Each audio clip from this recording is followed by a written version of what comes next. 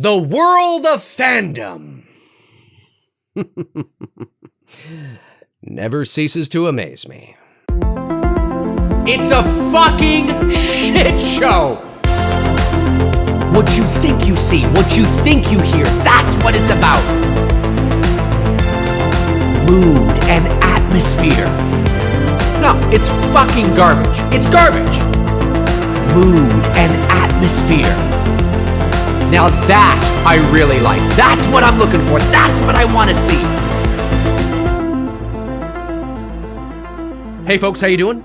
Dave McRae here. Good Sunday morning to you all. Well, actually, it's probably not Sunday morning when you're watching this video, but what the hell? It's Sunday morning when I'm shooting it. Hope you guys had an awesome Sunday morning. Avengers Endgame has grossed, estimated now, $350 million at the domestic box office, smashing the previous record set by Infinity War of about $257, I think it was, and it's grossed a total of $1.2 billion worldwide. That is unbelievable. I mean, unbelievable.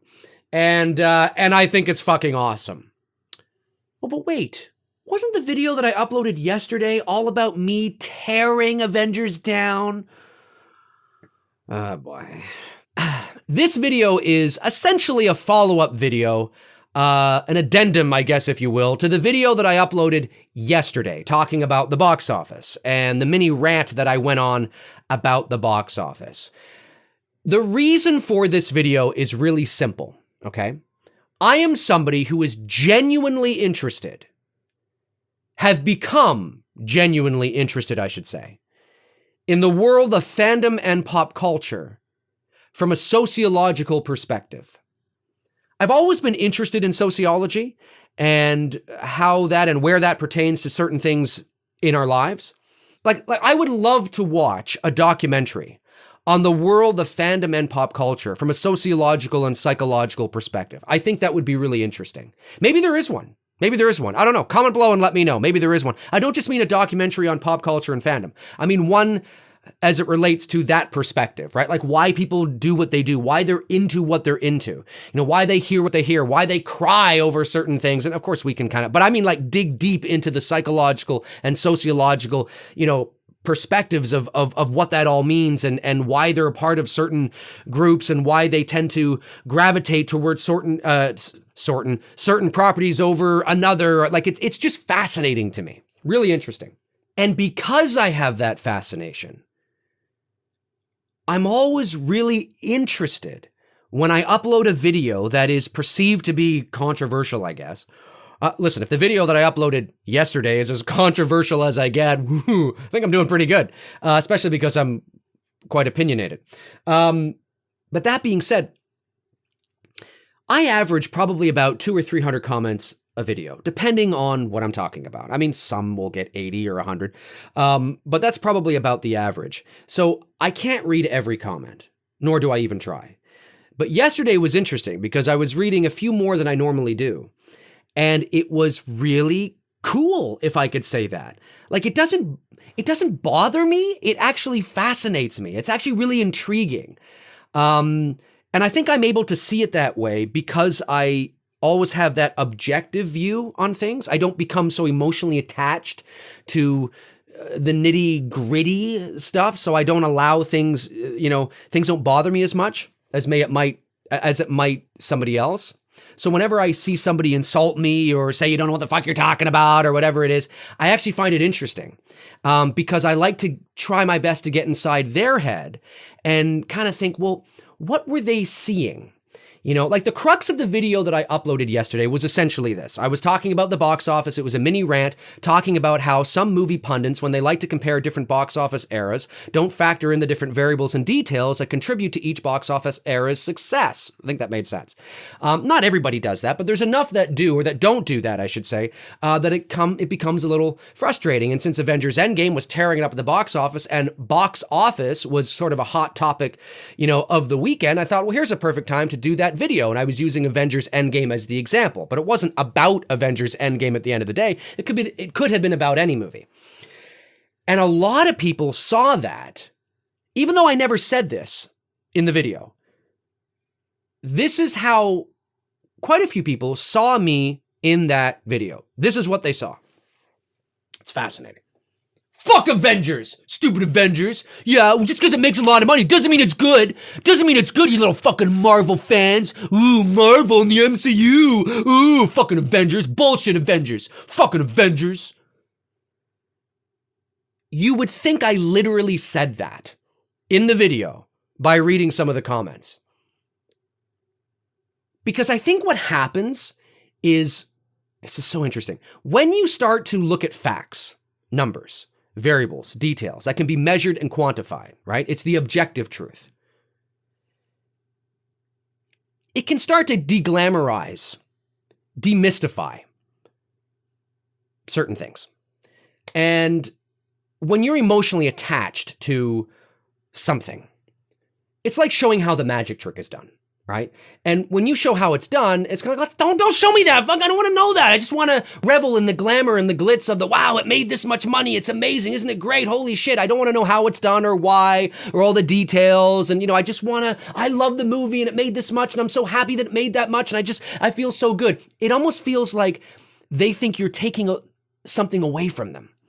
When in reality, it's not what I'm saying isn't true. I'm talking about facts.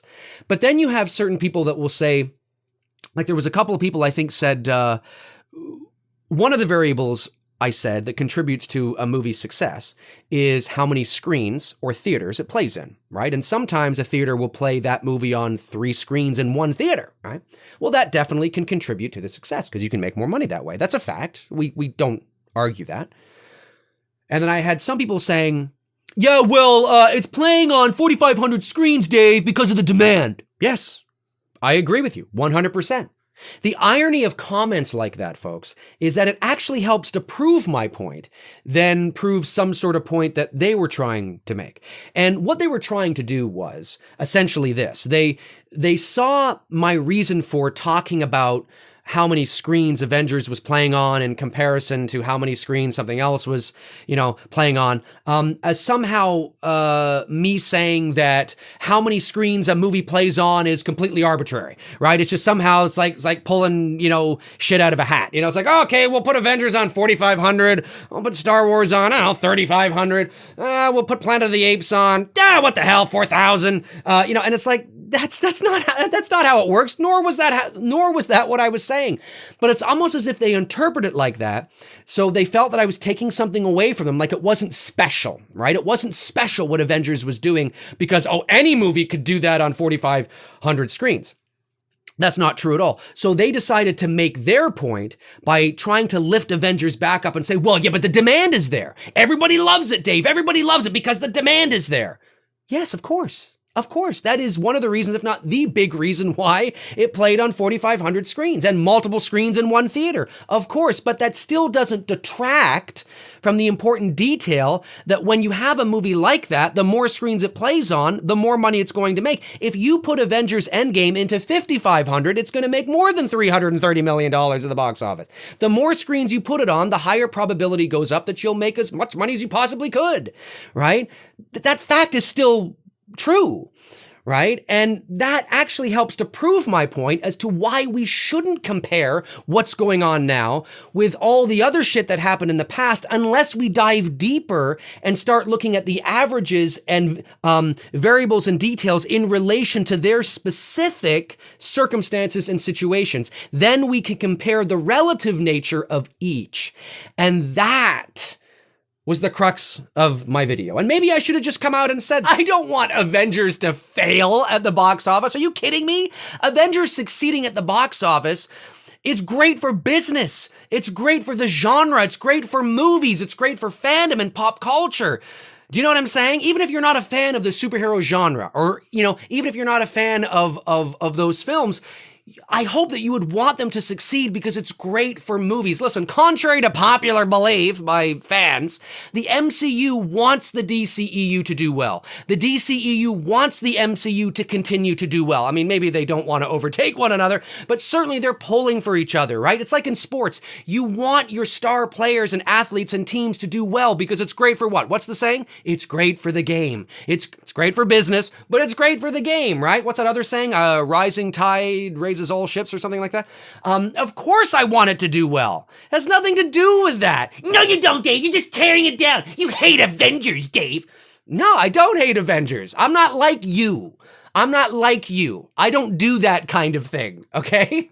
I'm not saying you hate Avengers. I'm saying that approach to pop culture and fandom is not me. So maybe you're somebody that does that kind of thing. Maybe you play identity politics when it comes to fandom and pop culture, but I don't do that. I like to look at things objectively, and, you know, if something's good, it's good. If it's not, it's not. I don't care what it is, right? Because that, to me, is the most important thing. It doesn't mean I don't get myself emotionally attached to certain things. Of course I do. But I always try to remain level-headed about it. Oh, man. Listen, hey, comment below and let me know your thoughts. Have you guys ever experienced that kind of thing? I mean, maybe you're not putting yourself out there on YouTube. Okay, but maybe you've experienced that kind of thing with your friends or your family, or through texts or emails or Facebook, Twitter, Instagram, whatever the case is. Maybe you've, written something or been communicating with, somebody, your boss or whatever it is, and you're like, what the fuck? Where did I say that? Why are they saying? I didn't say that. What the fuck are they talking about? Where did I say? I don't see. Oh, it's my tone they don't like. Oh, they don't like my tone. It's not what I said, it's the way I said something. They think I'm tearing something down. Oh. Anyway, comment below and let me know your thoughts. I would love to know. If you want to follow me on Facebook, you can at facebook.com/manythingsdave McRae. That's where I tend to post in the meantime. And in between time, and I'm not posting here. All the links are in the description. So yeah, I would like... I'm telling you, there's no doubt those comments are going to be on this video as well. And never in my entire life have I didn't realize that identity politics also, I mean, I realize now and have for a while, but until I started to put my face out there, it never ceases to amaze me that the identity politics that you see in politics actually carries over into the world of fandom and pop culture. I would like to call it Identity Fandom. There you go. I just coined it.